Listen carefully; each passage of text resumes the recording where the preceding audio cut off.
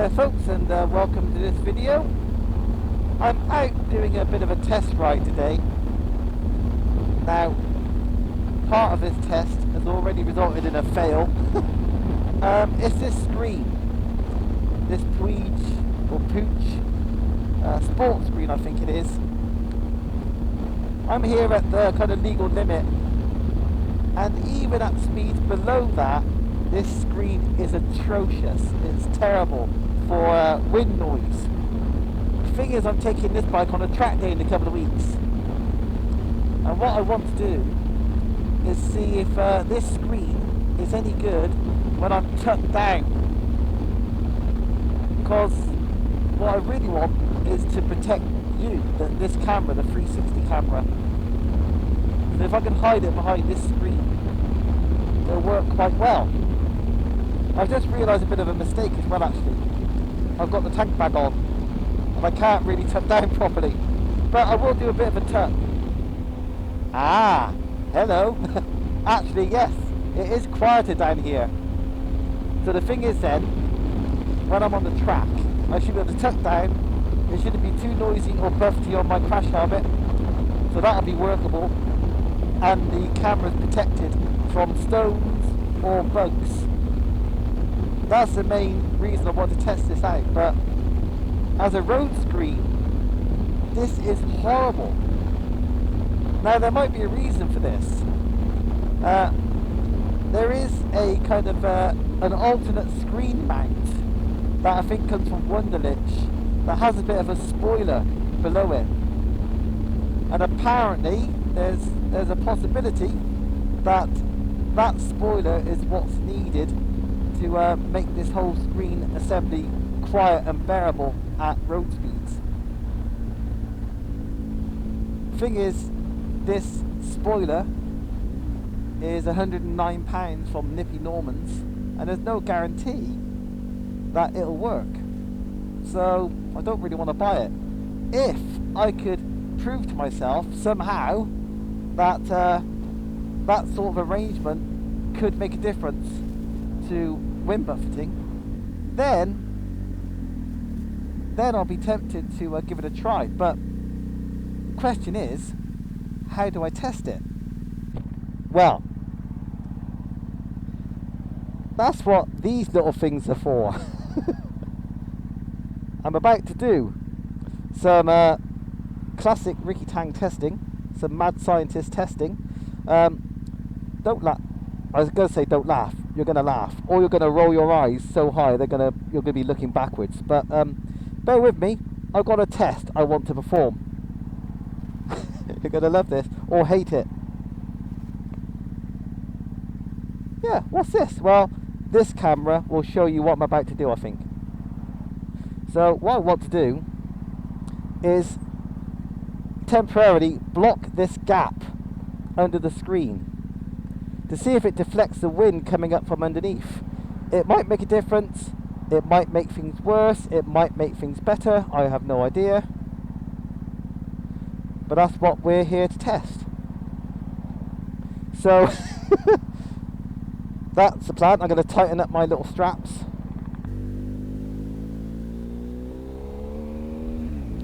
So yeah, if it makes any difference at all, then it will, I think, tempt me into buying this screen mount spoiler combo. But unfortunately, here I am, slightly above the legal limit actually, but here I am at a road speed, and it seems exactly the same as before, hugely noisy. I don't know if this is going to work. I'm going to take the screen off and see if I can fit it in the backpack. Oh, lovely! It's in! Absolutely fitted beautifully. Sorry, none of the cameras can pick it up, but I'll show you how happy I am with this. Peekaboo! Perfectly fitted.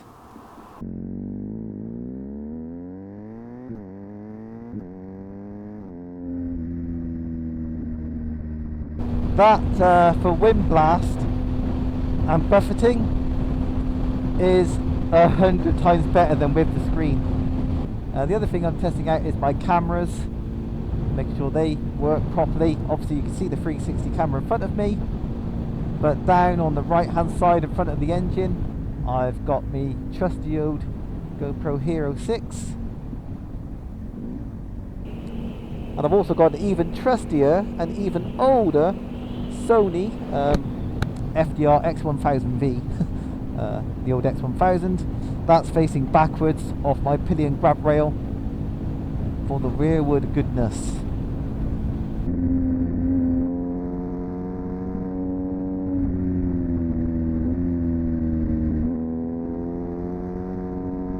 Oh, another part of the test I'm doing in terms of recording the track day is that the Sony, hopefully, being near the exhaust pipe, should be capturing the sound of the bike, hopefully without too much wind blast. So at the end of this ride, I review the footage. If there's too much wind being picked up by the Sony camera, I've got to find an alternative way to record the noise of the bike. That's just as important to me as the pictures. Now I'm in the middle of editing the R1250RT review video. So that's the full set of 1250 boxer engine bikes that I've ridden now. I've got the R1250RT in the books, this bike, the R1250R, and the R1250GS as well. Now if the R1250GS does take your fancy, well, there's a chap I know we might be interested in. His name's Carl.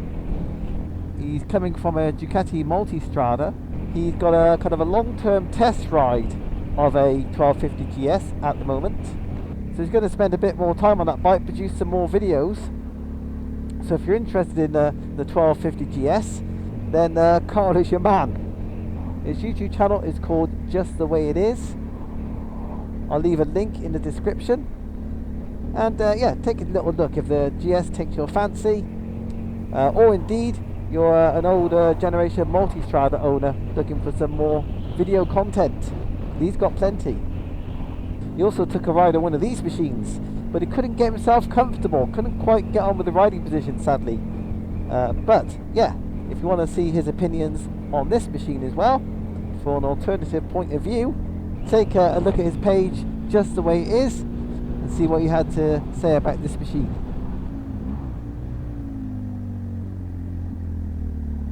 Right here. Nice bit of riding on this road. I discovered this a few days ago. It's slow, but it's enjoyable, and there's some nice views. It'll slow me down, which is probably a good idea.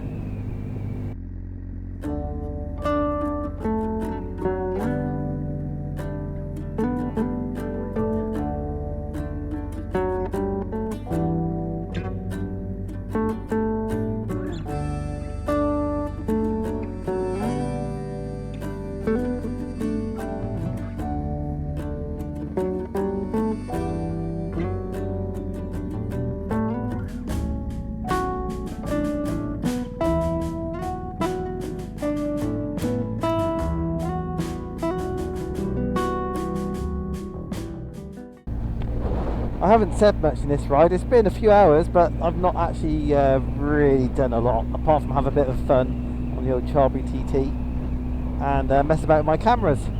Hopefully the footage will be okay, the cameras will survive for the track day, and I've established that that tool screen is going to be okay on the track day but useless everywhere else. Oh, one other thing I've got to do before the track day is remove the main stand, the centre stand. That's got to go, because last time I was at Donington I touched it down. Right, till the next one, take care of yourselves folks, see you soon, ta-da.